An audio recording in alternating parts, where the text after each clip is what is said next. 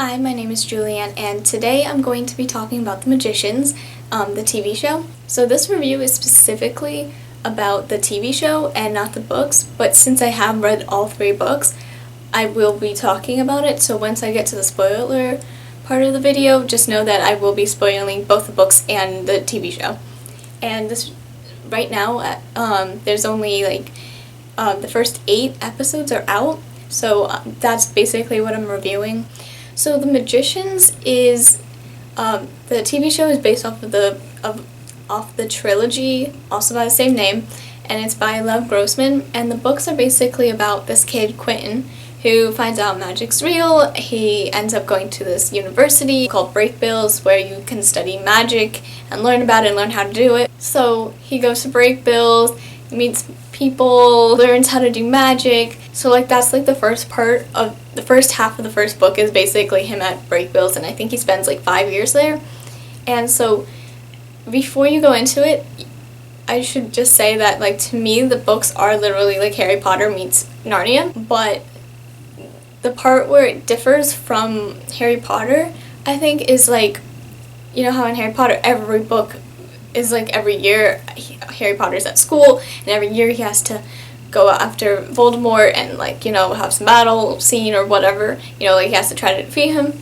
Well, in the books, it's not every year that Quentin is at school, he's going to be going after the villain. The villain doesn't get introduced until, I think, page 100, somewhere around there, and I think it's been 3 years at that point of him being at Brakebills. So just know that it is kind of slow, but I think it's necessary to be slow at the beginning so we can learn about how the magic works and how the system works and how that world is.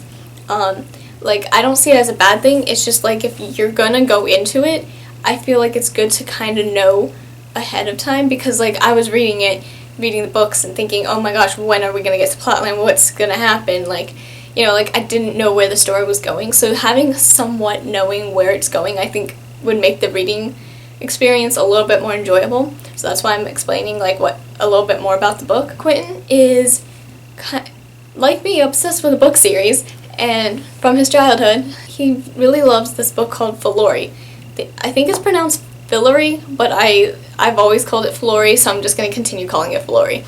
But anyways, Fillory, it's basically Narnia, and so that story, in Narnia, there's kids who go to this magical land, and instead of Aslan, there's 2 rams called Umber and Ember, and so it's so it's kind of similar, but not the same. So he's obsessed with this series, and he finds out that Fillory is actually real. It's you find out that some book that you're in love with, all that stuff that happened is real, and so it's a really exciting experience. But then they quickly find out that Fillory is not like the children books, and it's a lot more darker than you would imagine. I won't go into details about the second or third book because I don't want to spoil anyone. Honestly, the part where I began to really love the book was about 250 pages into the story, so it might take some time to get into it, but it's still worth the read. I really like it. I really like the way Lev Grossman talks about life and all this other stuff, which I won't go into details because this is a review about the TV show, but I figured I should tell you what the story is about before I go into my review of the TV show. So the TV show, obviously, adaptation of that story, so not everything's the same. The TV show ages up the characters and speeds up the plot line. So instead of meeting the Beast 3 years within the TV show world, it's literally you find the villain, the Beast, shows up in the first episode, which I really enjoyed because it's you get to see all the awesome epic stuff happening so much sooner than having to wait. I am completely understanding of what changes they did and why they did them, and honestly, I think all the changes that are happening are okay, and I love it. The people who created the TV show are actually fans of books, which makes me so happy because they were trying to stay true to the book and to the spirit of the book, and they worked closely with Lev Grossman. I think he had final say on everything that happens, so it's approved by the author, and I'm just really pleased with how well they're doing with the TV show. like, honestly, like, sometimes it's, like, things change in a TV show or in a movie, and you're like, why would you change that? You could have simply have kept it like the book, but any changes so far that's happened, I'm like, okay, that makes sense. It works because you need it as a TV show, and you can't put everything from the books into it, because, like, you know, and speeding up the plotline makes so much sense, and everything that's happening so far is amazing. I really enjoy the TV show as a whole. Like, it's just fantastic and beautiful and amazing, and, you know, a million other adjectives. Like, it's just so good, and it's like, it pleases me. Like, it's like, surprisingly, I'm just like pleasantly surprised with the series so far. I'm just gonna mention, like, this is an adult show, so there are some disturbing scenes, like bloody graphic scenes. It's not like the entire show is like that. It's just like basically whenever the Beast is involved, there's blood. That's what I'm gonna say. The Beast doesn't show up all the time, but, you know, I think at this point it's been like 3 or 4 times, possibly a little bit more, but off the top of my head, like 4 like things that I can think of. So just note, when you get to the bunny, you might want to close your eyes, you know, hold your ears, you know, cover your ears for like a few minutes. That's all I'm gonna say. But overall, I think it's really good and stuff. It's just like, you know, just note that there are some bloody scenes, but it's not the entire show. It's just like, it is a darker show, so, you know, some darker stuff happens, but overall it can get very light and very funny, and Elliot is literally my favorite character right now. Like, I love him. He's such a good character, and, like, I just love how the actor is portraying him. It's great. Like, I love all the actors. I think they're all portraying the characters very well. I like the new characters. Katie, like, she's not in the books, but I'm like, oh my gosh, her backstory is so interesting. Oh my, this is great. And so I'm good with, like, the new characters and how all the characters from the books are being portrayed. It's fantastic, and I love it. That's it for the non-spoiler part. I'm going to now move on to the spoiler section. So if you haven't watched episodes 1 through 8 yet, or read the books, you might want to leave now. I just want to mention that I didn't like that happened, was the death of Cancer Puppy. Like, I love Cancer Puppy so much because I love dogs so much. So seeing Cancer Puppy, I was like, oh my gosh, it's so cute. And then Quentin killed him. So that happened. I have, like, bulleted points of, like, topics that I want to talk about for this video, and I literally put Elliot's name, like, 3 times, because I love him so much. Like, I really am enjoying the way how Appleton, am I right? I think I'm right. It's Apple in his name. I really like how he's portraying Elliot. Like, it's just awesome. Like, I can't get over it. I love Elliot so much. I love all his lines. They're just hilarious. Seriously, whenever Elliot's happy, I'm happy. And when he was happy and smiling and everything with Matt, I was like, is it Matt or Mike? I think his name's Mike. Never mind. But I was happy because Elliot was smiling. I was like, oh, I knew Mike was, like, either was the Beast or, you know, being possessed by the Beast. And I was like, but I found myself shipping them, and I knew it wasn't gonna work. And, you know, then Elliot killed him, and I was like, oh, baby. I just really wanted to give him a hug in that moment. Like, that was just so sad. It was so sad to see him, you know, have to kill his boyfriend, and I just, in the books, you know, he doesn't get a love interest, but now I really want him to get a love interest. Like, I know, like, characters, they don't need to have a love interest to make them happy or whatever, but, I don't know, just seeing him happy with someone, you know, romantically, like, just, I really wish he can find someone, you know. I hope that happens for him, probably when they get to Filori. Like, oh my goodness, I'm so excited to see Filori. I've mentioned this before, but I really do like how all the actors are portraying the characters. Like, Alice, I don't know exactly how I imagined her acting, or, like, how her character was portrayed in the story, in the books. But, I don't know, like, I just like the way Alice is being portrayed. Like, I really like the way she is, and I'm excited to see this actress play Alice as a Niffin. Out of all these episodes that have aired so far, episode 4 is my favorite, and that's the dream episode where Quentin was, like, thought he was still at the asylum and everything. That episode felt like a filler episode. Like, it didn't do too much to the plot. Like, I think it, maybe moved some stuff a little bit, but I mean, it was probably a filler episode, but it is my favorite episode of the entire season so far. Like, it was so much fun to watch, and it was so funny. Like, at first I was confused. I was like, what is going on? Like, he has to be dreaming, but why is he dreaming this? And, I was trying to figure this out.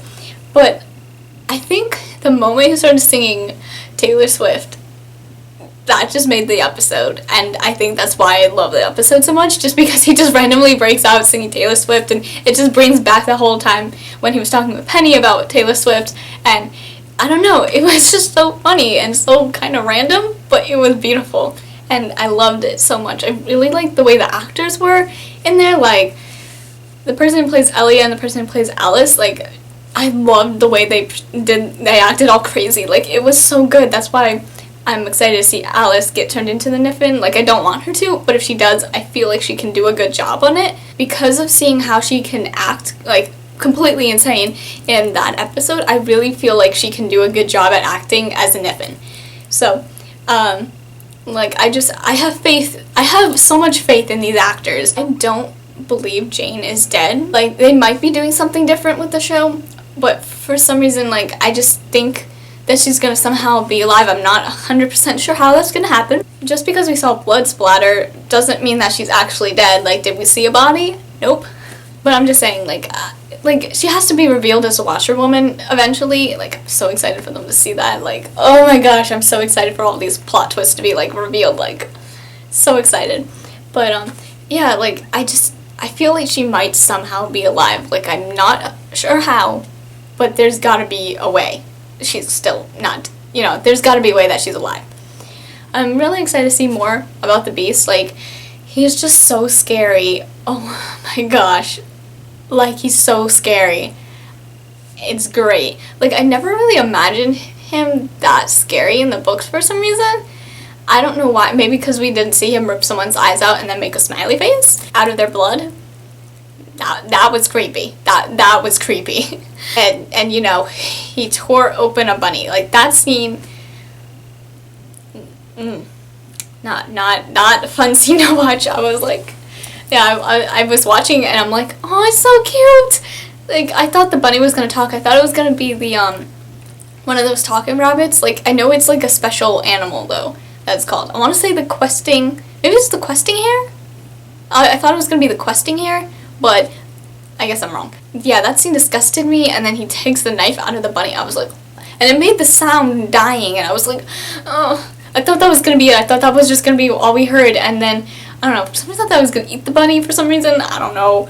And nope, he just, and it just kept going. Like, the blood and digging through it, like, I was like, Seeing that bunny die was so sad. And I was like, and disgusting. Like, oh my gosh. Overall, I'm really excited to see more about the Beast and just see him being really creepy. And I can't wait to see them in Florrie. Like, yeah, we've seen a little bit of Florrie, but I want to see everything. Like, I'm really excited to see more about it. Like, I think it'd be so interesting just to see so much more of this world, and to finally see them at Florrie would be so exciting. And to see them as kings and queens. It's gonna be great and amazing. If you don't know, the second season, the show has been renewed for a second season.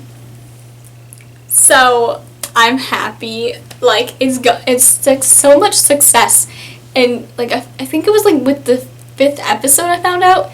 So like it got so much success in like the first like few episodes. So I'm really happy for the show. Like, I'm so happy that they're gonna continue it because it's amazing. So yeah, I really do like Katie a lot. Like, I mentioned this, but I really do like Katie. I like her backstory, seeing like how she was stealing from Marina, but I didn't know why. You know, I was like, oh, she's just trying to learn battle magic or something. But then it turns out that it's like her mom owes debt, so she has to pay it off. You know, that sort of stuff. Hate Marina, by the way. Great villain, great antagonist, terrible person. I liked her and Penny together. Like, surprisingly, I actually love their relationship. Like, I think they're good. I think they're good together, and I think Penny like really loves her and stuff. So, well, obviously, like the whole rope trial thing, but I I like them. I like them together, and it's sad that Katie had to run off and, leave. And I can't believe the mom died that way. Like, oh, that was so... Oh my gosh. I was, like, freaking out, and I was, like, she was... Oh, goodness. That scene was so disturbing to watch. So, yeah, the bloody scenes were bloody. Yeah, I liked Breakville South. Like, I liked seeing that because it was different. A little bit different from the books. But I thought the changes made sense. Like, obviously, there's stuff that Penny and Katie had to talk about. So if you made it, like, they can't talk at all, it would make things kind of difficult. So I like just seeing them not being able to talk for a little bit and then actually being able to talk later on. I thought the whole, like, nail scene, you know, where he makes all the nails rise and then brings it down, spells that word. Yeah, that was funny. That was great. I love that scene. I liked Mayakovsky. How do you pronounce his name? Whatever. The teacher guy. I liked him. I think it was good. I noticed, like, they had, like, some lines from the book, like, that he said. So I enjoyed that. I was actually surprised that they had the fox sex scene thing happen. Yeah, I'm pretty sure that is foxes. I'm surprised that they did that, because, like, I was thinking, oh, they're not gonna do that. It didn't really show that much. It showed, like, them kissing as humans later on, but, like, it didn't show that much. But yeah, that was kind of, because I thought it was weird in the book. I was like, what is happening? But, I'm glad that they finally kissed. Like, I love them so much. Like, I ship it so much. And I'm still not sure if I ship the TV versions, but because I ship the book, Quentin and Alice, like, and seeing them kiss, I'm like, oh, that's Quentin and Alice kissing, so I'm happy. I liked Welters. Like, I like seeing it because it still made no sense at all. And I think that's kind of the purpose of the game, is, like, you're not really supposed to know what's going on. But I actually don't care. Like, I really enjoyed seeing that scene. I wish we got more. I hope we get more of Welters. Like, I want to see more of the game. Maybe have some montage scene of them going through, like, a season or something. I don't know. But I think it would be cool to see more of Welters, because I really enjoyed that whole scene when Quentin made the black hole. And everyone's congratulating Quentin, but hey, Alice helped too. But that was really cool to see. Oh, that one scene, though, where Quentin, like, he's sitting on the couch and he hears, like, this weird noise or something. He's like, turns around and it's just like, is someone being creepy on purpose? And then he's walking through the house and you see, like, that shape of a person, like, going through the doorway, and all he has is a book, and he, like, just, goes like this, and it's just like, eh. And I was like, same. Yeah, so that scene where Quentin tells his dad about the magic, that was really cool, because in the book it's never specified whether his dad really was a magician or not. Like, I think Quentin just thought he was, although my suspicion was the mom could have been the magician, but whatever. But I think it's interesting that they're putting that into the story, like, with the dad, and, like, how Quentin showed his dad about magic, and I wonder if they're ever gonna discuss that anymore, or we're just not going to see any more development between him and his dad. And I want to see a little bit more of their relationship. Can we go back to Breakville South, though, for a second? Because when Mayakovsky, did I say that right? He's like, oh, the fox is still within you. I just flashed back to Teen Wolf right now, because, like, they have foxes within them. There's the beast. I don't know. I'm just thinking of Teen Wolf, like, at some of these scenes. But I'm noticing that, like, foxes seem to be a theme. Like, they turned into foxes, and there was a fox god. I don't know if that has anything to do with each other, but okay. Maybe making connections that don't actually exist. Yeah, I just want to say, am I the only one who thinks that iZombie and the Magicians exist in the same world? Like, okay, the actress who plays Marina was in iZombie, and she was literally the same character. Like, I'm gonna be spoiling one of the episodes, but whatever. Anyways, so it turns out that Marina in iZombie, in that show, if you can't figure it out, it's about zombies, but she apparently killed someone, and, she got away with it at the end, and I'm like, that is totally Marina right there. Like, she acted exactly like her. Like, at first she acted all sweet and innocent, and then it turned out that she was evil, and, because she killed her mom, for money, and she was talking to somebody at the end of the episode, and she said something, and I might butcher the line, but I wrote it down from what I remember, and she said something to the effect of, I like to imagine things and then make it real, because she was, like, an artist. So she was saying, I like to imagine things and make them real. Maybe like, you know, you imagine it and you use magic to make it real. And she left. Like, she didn't go to jail or anything. So I have a theory that Marina went back to the magician world, where do they live? Boston or something? Yeah, so she, you know, she traveled to Seattle and then came back to Boston, New York. It was New York, right? Is it New York? I don't know where they are.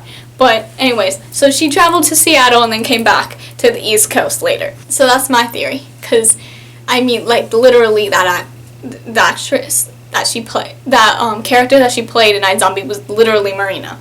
I also want to talk about Elliot again, because Elliot. So there was that scene with the boxes when they were like shaking it and stuff, but you know, obviously like, there's supposed to be like books in there, the book in there that flying around, but like obviously there's nothing in there. So I just thought that scene was really good, like how they, both Elliot and Quentin, like how they were able to like hold the box and make it seem like something was in there trying to get out.